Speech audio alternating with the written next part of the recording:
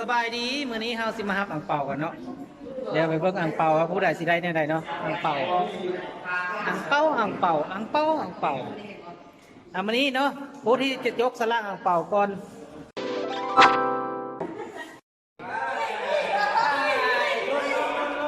ลุ้นอั่งเปาของมันเลยเดี๋ยวเราเปิดเสื้อเนาะยืนเดียวโอ้ลุ้น2น้ำเปล่าแม่น้ำเปล่าแม่เอาได้ไปสร้างบ้านเลย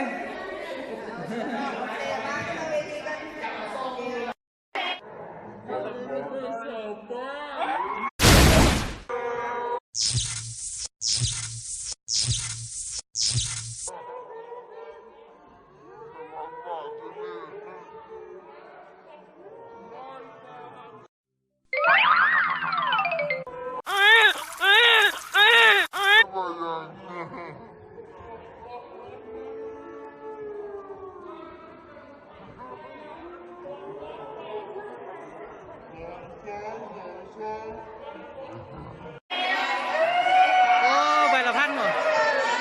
อ่างเปาเนาะอ่างเปาซึ่งในใดได้อ่างเปาใบละพันหลายเต้นหลายรุ่นเนาะ ลุ้นเนาะ ให้กันได้เอาโชคดี1,000 บาทเนาะปีใหม่ ใจขอบใจได้เลยนี่ครับได้200เนาะยับ2 บาทได้เท่าไหร่ได้เท่าไหร่อ๋อเฮงรวย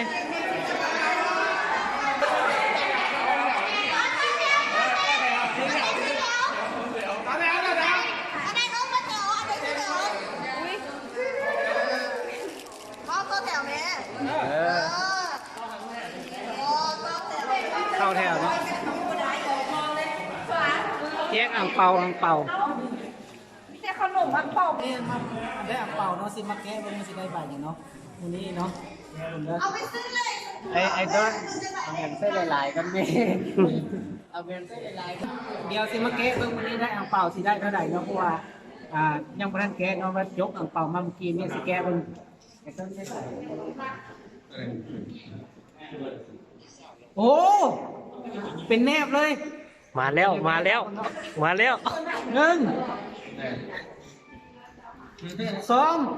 โอ้3 4 โอ้ 5 6โอ้ยต้นหลายๆเนี่ย7 8โอ้เงินจังเลย9 10โอ้11 2 13 14โอ้คิดหลายแค่15เนี่ยสิเบิร์ด 16โอ้17โอ้แตกแล้ว17ใบพันโอ้สุดยอดโอ้ได้อ่างเป่าปีนี้เราเฮงรวยเนาะเฮงรวยป้าได้เฮงรวยเนาะสุดยอดเฮงโอ้ได้ลายเลย